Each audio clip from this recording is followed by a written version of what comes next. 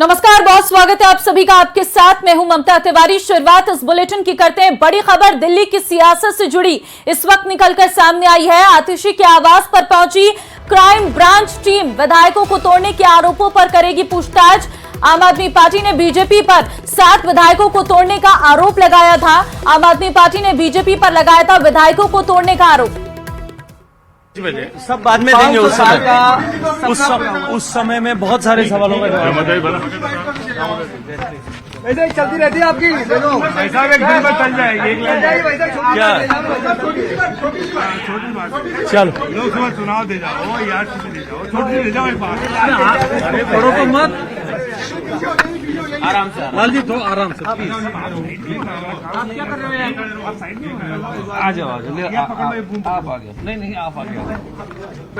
देश में 1000 साल का संघर्ष, जब भारत की सभ्यता और संस्कृति को मिटाने के लिए सुदूर पश्चिम से विभिन्न आक्रांता भारत में आए और भारत के आस्था के मानबिंदुओं को पद्दलित करने का प्रयास किया, उस पूरी श्रृंखला में भगवान श्री राम के मंदिर को बचाने के लिए लाखों लोगों ने अपना सर्वस्व समर्पण किया, अपने आप को बलिदान किया।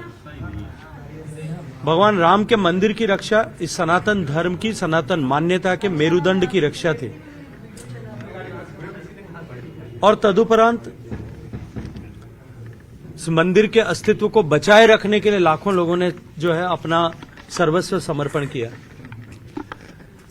मंदिर टूटने के बाद में 500 साल तक मंदिर वापस उसी स्थान पर बन सके, इस उद्देश्य को लेकर के अनेक लोगों ने अपना जीवन उस मंदिर की बलिवेदी पर समर्पित कर दिया। हम सब सौभाग्यशाली हैं कि वो 1000 साल का संघर्ष समाप्त हुआ है। कालचक्र का पहिया घुमा है, एक बार फिर सनातन का उदय होना सुनिश्चित हुआ है। और भगवान श्री राम के मंदिर के बाद के निर्माण के साथ ही, प्राण प्रतिष्ठा के साथ ही भारत के सूर्योदय का समय चक्र प्रारंभ हो गया है। ईआरसीपी को लेकर जो विपक्ष आरोप लगाता था,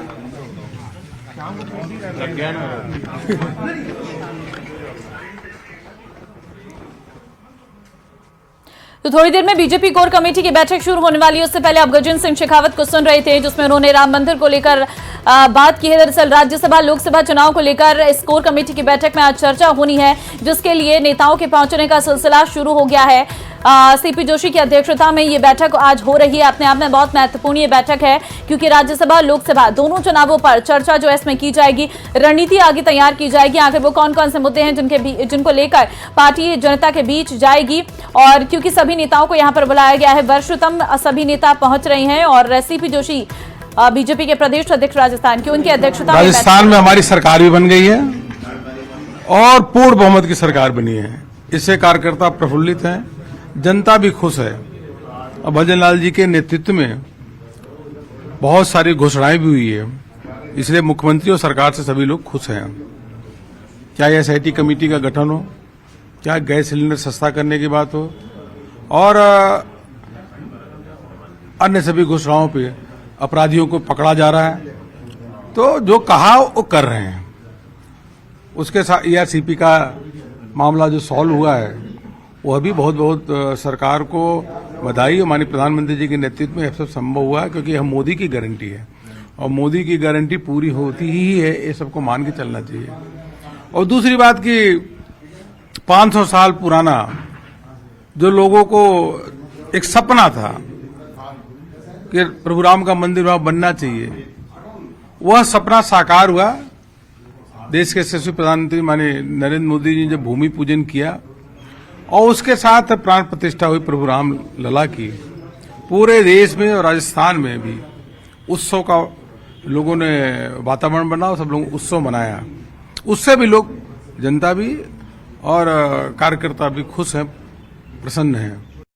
जो आज सड़क से लेके, हाईवे से लेके, और जिस प्रकार से रेलवे की कनेक्टिविटी और जिस तरह से गरीब कल्याण की योजनाएं बनाई हो, और उसके साथ ही आज किसानों के लिए किसानों की योजना बनी है, तो आज निश्चित रूप से आने वाले समय के अंदर जनता जो देख रही है कि भारत जो आगे बढ़ रहा है और विकसित भारत की जो सपना देखा है, कल्पना की है, तो 2047 तक विकसित भारत बनाना है। तो उसमें प्रधानमंत्री जी ने कहा है कि हमारी 4 प्रमुख जाति युवा, महिला, किसान, गरीब, उनका कल्याण करना और उसको आगे बढ़ाना ताकि भारत विकसित राष्ट्र बन सके। तो मुझे लगता है कि निश्चित रूप से जो पिछले 5 साल के 10 साल के अंदर जो काम हुए हैं ये शायद भूतो न भविष्य थे, क्योंकि जितना पहले का कभी। चलिए अधिक जानकारी लेते हैं, संवाददाता बाबूलाल इस वक्त हमारे साथ है। बाबूलाल, देखिए नेताओं के पहुंचने का सिलसिला शुरू हो गया है, आपने कई लोगों से बात भी की है और आज की ये बैठक अपने आप में बहुत महत्वपूर्ण है क्योंकि लोकसभा, राज्यसभा, 2 बड़े चुनावों को लेकर और इसकी तैयारी को लेकर ये बैठक बुलाई गई है। कितनी देर में शुरू हो जाएगी? जी देखिए, थोड़ी देर बाद बैठक शुरू होने वाली है। अधिकांश जो बड़े नेता हैं वो पहुंच गए हैं बीजेपी कार्यालय। मुख्यमंत्री भजन लाल भी थोड़ी देर में बीजेपी कार्यालय पहुंचेंगे, लेकिन बीजेपी बहुत उत्साहित है, खास तौर से जो प्रधानमंत्री नरेंद्र मोदी की सरकार का पिछले 10 साल का जो कार्यकाल रहा है उसमें जो काम किए गए हैं उसके दम पर बीजेपी एक बार फिर से पूरी की पूरी 25 सीटें जीतने के दावे कर रही है और इस बार तो यहां तक कहा जा रहा है कि बीजेपी इस बार जो है 400 सीटें जीत जाएगी। तो नेताओं के चेहरों पर जो है वो चमक है और उन्हें लगता है कि देश की जनता जो है वो बीजेपी के साथ में खड़ी हो रही है और राम मंदिर के निर्माण के बाद यानी कि प्राण प्रतिष्ठा के बाद में जिस तरह का माहौल बना है तो उसको देखते हुए बीजेपी के हौसले बुलंदियों पर दिख रहे हैं इस वक्त। और जो विकसित भारत संकल्प यात्रा चल रही है उसका जो काम है आम जनता तक पहुंच बनाई गई उस कार्यों की, पीएम मोदी सरकार के कार्यों की, तो उसको लेकर के भी भारतीय जनता पार्टी का कार्यकर्ता बहुत उत्साहित है। और अब जो है गांव चलो अभियान शुरू किया जा रहा है, लेकिन आज जो है कोर कमेटी की बैठक होने जा रही है जिसमें राज्यसभा के चुनाव 3 सीटें खाली हुई राजस्थान से, किरोड़ी लाल मीणा, मनमोहन सिंह और भूपेंद्र यादव की वजह से खाली होगी, उनका कार्यकाल पूरा हुआ है और किरोड़ी लाल मीणा ने जो है वो राज्यसभा से इस्तीफा दे दिया है क्योंकि वो राजस्थान सरकार में मंत्री बन गए हैं। तो अब 3 जो चेहरे हैं उनमें बीजेपी 2 उम्मीदवार उतारेगी, हो सकता है कि मुकाबले को रोचक बनाने के लिए और कांग्रेस की रणनीति पर एक तरह से यानी कि सेंधमारी करने के मकसद से भी बीजेपी तीसरा उम्मीदवार खड़ा कर सकती है। लेकिन ये 2 उम्मीदवार जो होंगे जिनकी जीत तय है वो कौन होंगे इस पर चर्चा होना आज की बैठक में तय है। इसके अलावा प्रदेश के पदाधिकारियों की भी बैठक होने जा रही है। जो नेता थे उनसे हमने जब बात करी तो उनका यही कहना था कि इस बार जो है देश और प्रदेश की जनता बीजेपी के साथ में खड़ी है और भजनलाल सरकार ने आते ही जो काम शुरू करे हैं उसकी वजह से प्रदेश में भी बीजेपी के पक्ष में बड़ा अच्छा माहौल बना है क्योंकि बीजेपी बहुमत में आने के बाद में सरकार बनाने के बाद में एक के बाद ऐसे बड़े फैसले किए गए हैं जिसको लेकर जनता चर्चा कर रही है और जनता को लगता है कि भजनलाल सरकार उनके सपनों को पूरा करेगी, उनकी जो आकांक्षाएं हैं उनको वो पूरा करेगी। तो बहुत सारे काम हाथ में लिए गए हैं, लेकिन भजनलाल सरकार की कोशिश ये है कि लोकसभा के चुनाव तक कम से कम 30 से 40% जो वादे हैं उनको पूरा किया जाए ताकि प्रदेश की जनता को यह भरोसा हो सके कि ये सरकार पूरे 5 साल काम करेगी और जो पीएम मोदी की गारंटी है और जो वादे हैं पीएम मोदी के जो धरातल पर यानी कि काम के रूप में अब उतर चुके हैं तो उनको लेकर के जनता के बीच में जाने की एक कोशिश है। तो राज्यसभा चुनाव के लिए नामांकन का जो के दिन की शुरुआत जो है थोड़े दिनों में होने वाली है, 2-4 दिन बाकी हैं। 8 तारीख से नॉमिनेशन का सिलसिला शुरू हो जाएगा, 28 तारीख को वोटिंग होनी है और उसी दिन नतीजे आ जाएंगे। तो ऐसी सूरत में बीजेपी के नेता मंथन कर रहे हैं, चर्चा कर रहे हैं और कौन उम्मीदवार हो सकता है इसके ऊपर भी रायशुमारी चल रही है। यहाँ से पैनल बनाया जाएगा, फिर वो पार्टी के आलाकमान को भेजा जाएगा, वहीं से उम्मीदवार तय होंगे और फिर राजस्थान की विधानसभा में जो राज्यसभा के उम्मीदवार होंगे बीजेपी के वो अपना नामांकन दाखिल करेंगे और फिर जो है वोटिंग होगी। तो इस पूरे चुनाव को लेकर के बीजेपी उत्साहित है, उसे लगता है कि 2 सीटें उसके खाते में आनी तय है, लेकिन अगर कहीं पर कांग्रेस कमजोर होती हुई दिखाई पड़ेगी तो फिर तीसरी सीट पर भी मुकाबला रोचक बनाने के लिए लेकर क्योंकि बहुत अहम है ये बैठक, ऐसे में नाम कौन कौन से हैं कुछ सामने आया है? क्योंकि कांग्रेस से हम ये सुन रहे हैं कि सोनिया गांधी शायद राजस्थान से कांग्रेस उन्हें राज्यसभा भेज सकती है। बीजेपी क्या रणनीति इसको लेकर बना रही है और कौन कौन से वो नाम है जो चर्चाओं में है? जी कई नेताओं के नाम चल रहे हैं, खासतौर से जो 2 बड़े नेता राजस्थान बीजेपी के जो दोनों चुनाव हार गए विधानसभा का, राजेंद्र राठौड़ और सतीश पूनिया, उनके नाम पर भी चर्चाएं चल रही हैं, अटकलें हैं, लेकिन तय कुछ भी नहीं क्योंकि पार्टी का शीर्ष नेतृत्व तय करता है कि कौन उम्मीदवार होगा।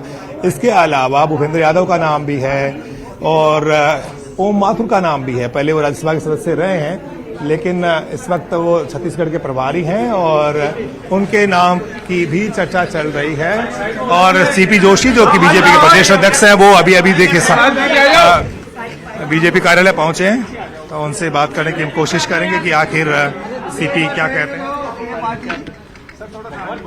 देखिए, आगामी कार्यक्रम को लेकर और सारे बातों को लेकर सभी वरिष्ठ नेताओं के कोर टीम के साथ बैठना होगा और ये लोकसभा को लेकर तैयारी है, क्या मानते हैं? ये लगातार बैठकें होती रहती है। ये मेरे ख्याल से इसी का पार्ट है। लगातार कोई भी आगामी कार्यक्रम को लेकर और कुछ योजनाओं को लेकर बैठना होता है, तो उसी के निमित्त आज की बैठक रखी गई। जो विधानसभा चुनाव के अंदर देखे गए थे कि कई ऐसे विवाद भी हुआ था जो इनको मौका नहीं मिला था, जो पार्टी के खिलाफ नहीं उसको लेकर आज आगामी कार्यक्रम और जो हमारे जो प्लानिंग है उसको लेकर बैठना होगा। राज्यसभा चुनाव को लेकर भी प्लानिंग रहेगी। मैं आप सोचिए, राज्यसभा चुनाव को लेकर भी प्लानिंग रहेगी, क्योंकि इसी माह में नॉमिनेशन भी रहेगा। देखिए, सब लोग बैठे हैं तो सब विषयों पर चर्चा होगी। राम मंदिर को लेकर किस तरह एक बड़ा काम हुआ है देश में, आपकी यात्राएं भी चल रही हैं लगातार, अविस्मरणीय है। मैं सोचता हूँ कि 500 वर्षों पुराना सपना पूरा हुआ है और लोगों ने कल्पना भी नहीं की थी कि हम सब लोग सौभाग्यशाली हैं कि हम अपनी आंखों से प्रभु श्री राम लला का दिव्य और भव्य मंदिर देख पा रहे हैं। ये निश्चित रूप से अविस्मरणीय है और उस 22 तारीख को तो पूरा देश के दुनिया के अनेक देशों में वो राममय हो गए थे। यहाँ गांव-गांव, ढाणी-ढाणी में लोगों ने रामोत्सव मनाया। आडवाणी जी को भारत रत्न मिला, ये भी कार्यकर्ताओं के लिए गौरवान्वित। देखिए, आदरणीय श्रद्धेय आडवाणी जी जो वर्षों से मैं देखता था, 2014 में जब वो संसद में आते थे तो समय पर आना और पूरा समय बैठना है। उनके जीवन में बहुत कुछ सीखने लायक है। जिस प्रकार से पूरा जीवन उन्होंने पार्टी के व्याप को बढ़ाने के लिए लगाया, मैं श्रद्धेय प्रधानमंत्री जी का आभार प्रकट करता हूं कि ऐसे वरिष्ठ नेता को भारत रत्न मिला है। और सौभाग्य से आदरणीय अटल जी को भी, आडवाणी जी वो जोड़ी थी, अटल आडवाणी, कमल निशान मांग रहा है हिंदुस्तान, आज दोनों को भारत रत्न मिला है। कार्यकर्ताओं के लिए बहुत खुशी का नए चेहरों को मौका मिलेगा भाई साहब लोकसभा चुनाव को, जैसे आप विधानसभा में देते आए और चुनाव देते, क्या नए चेहरों को मौका मिलेगा? ये चुनाव आने के बाद ही पता लगेगा। ले लिया ना। बैठक आयोजित की गई है चुनाव भी है। अभी तो आने वाले समय में 25 की 25 सीटें राजस्थान से हमें जीतनी है और जो जिस तरह का वातावरण में जनता पार्टी के साथ है। बधाई भाई साहब, बधाई।